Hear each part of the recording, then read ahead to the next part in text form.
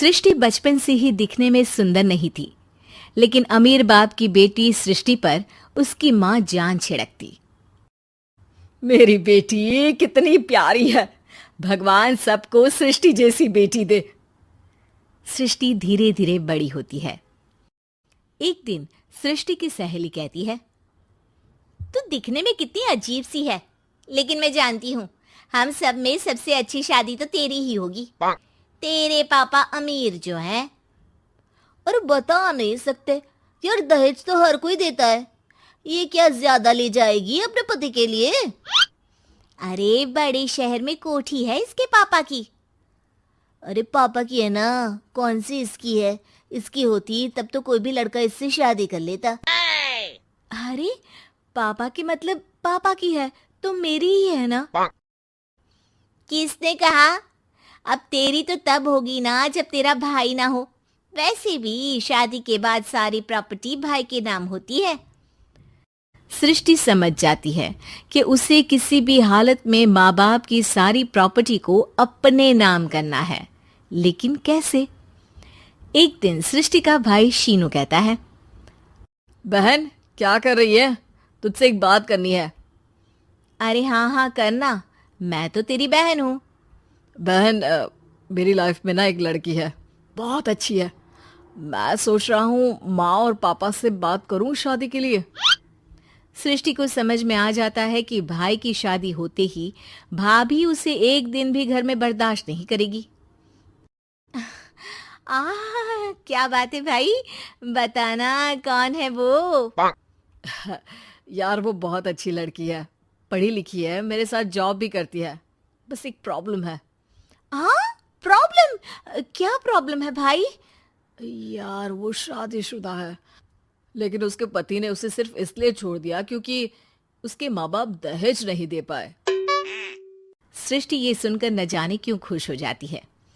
अरे भाई तो क्या हुआ, लड़की तुझे तो पसंद है ना? शीनू को लगता है कि बहन उसे समझ रही है।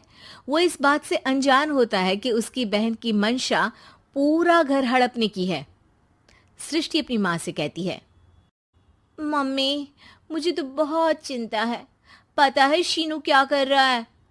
अरे क्या कर रहा है? वो तो काम पर जाता है और वापस घर आता है। नहीं ना माँ, वो यही तो नहीं कर रहा, बाकी सब कर रहा है। आपको पता है उससे प्यार है, और वो भी एक शादीशुदा लड़की से। ये क्या हो गया? मैं सोसाइटी में क्या मुंह दिखाऊंगी? अरे तेरे पापा तो यही कहेंगे कि मैंने ही उसे बिगाड़ दिया है। माँ देखो, मेरी बात मानो, पापा पर भी विश्वास करने की जरूरत नहीं है। अब आप ही बताओ, पापा इतनी देर घर के बाहर रहते हैं क्यों? बोलो। अरे बेटा वो तो नौकरी करते हैं ना। तू बहुत भोली है माँ। पापा का ऑफिस तो 7 बजे खत्म हो जाता है, लेकिन देखो कितनी देर से आते हैं। अरे नहीं बेटा, ऐसी कोई बात नहीं है। सृष्टि माँ को एक औरत से बात करते पिता की फोटो दिखाती है।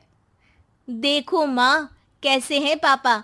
मैं ना कहती थी कि पापा सही नहीं है। मैं तेरे पापा से बात करूंगी, दे फोटो मुझे। ओ माँ, वो तो डिलीट हो गई। लेकिन चल, तूने तो देख लिया ना।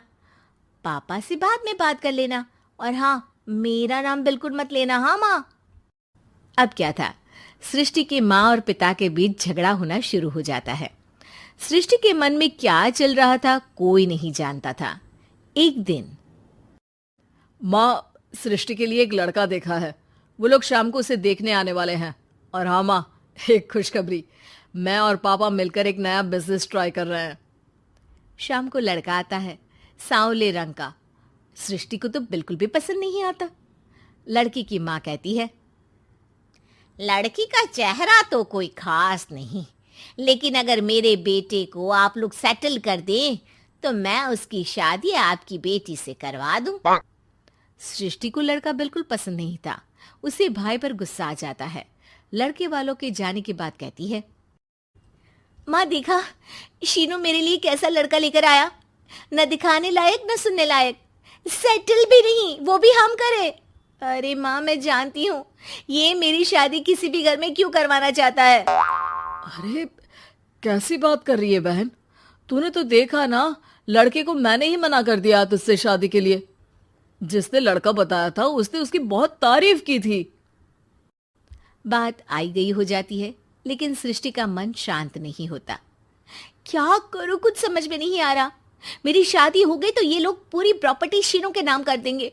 मेरे हाथ तो कुछ लगेगा ही नहीं। तभी सृष्टि को आइडिया आता है। वो किसी वकील को फोन करती है। जी देखिए, अगर आपके मम्मी पापा का तलाक हो जाता है तो आपके पिता की आधी प्रॉपर्टी आपकी माँ के नाम हो जाएगी। फिर उसे वो किसी को भी दे सकती है। सृष्टि अब माँ को बेटे के खिलाफ भरती है। माँ, शीनू पर नजर रखा करो। वो जिस लड़की के प्यार में है ना, वो शादीशुदा है। यहाँ आएगी, सारा पैसा, रुपया, जमीन, जायदाद सब हड़प लेगी। पापा का भी हाल तुमसे छुपा नहीं है। ऐसा ना हो कि मैं और आप एक दिन सड़क पर भीख मांगे। हे भगवान, मैं तो जीते जी मर जाऊंगी अगर ऐसा हो गया तो। ऐसा हो गया नहीं माँ, ऐसा ही होगा। अभी समय है, आगे का सोच लो। मैं तो कहती हूँ पापा से आधी प्रॉपर्टी लेकर अलग हो जाओ। पापा की आधी प्रॉपर्टी भी हम लोगों को अगर मिल जाती है ना, तो अगले 7 जन्म सफल समझो। बेचारी माँ बेटी के कहने पर पति से तलाक लेकर अलग हो जाती है। सृष्टि अब पैसों से गाड़ी और अपने दूसरे महंगे शौक पूरे करने लगी। उसके दोस्त भी उसके पैसे इस्तेमाल करते। सृष्टि, कल तुम कहाँ थी? मैं सारा दिन घर पर अकेली थी। तो मैं क्या करूं? मैंने ठेका तो नहीं लिया है ना तुम्हें संभालने का। माँ को सृष्टि से ये उम्मीद नहीं थी। वो बैठकर रोने लगती है। वहीं उसका पति यानी कि सृष्टि के पिता आ जाते हैं। मैं जानता था कि तुम्हारा यही हाल होगा, तो आपने मुझे रोका क्यों नहीं? मैं रोकता तो तुम रुकती क्या? सृष्टि के कहने पर तुमने मुझ पर, अपने बेटे पर शक किया, लेकिन तुम ये भूल गई कि कैसे हम दोनों ने मिलकर जीवन में इतना सब खड़ा किया। माँ पति के गले लग जाती है। मुझे माफ कर दीजिए, मैंने आपकी कमाई का एक बड़ा हिस्सा गवा दिया। कोई बात नहीं, तुम साथ हो तो मैं ऐसी 7 प्रॉपर्टी खड़ी कर दूंगा। तभी वहां सृष्टि आ जाती है रोते हुए। माँ, मयंक ने मुझे छोड़ दिया। वो बोल रहा था जब तक मेरे पास पैसे थे तब तक ही वो मेरे साथ था। पापा, माँ, मुझे माफ कर दीजिए।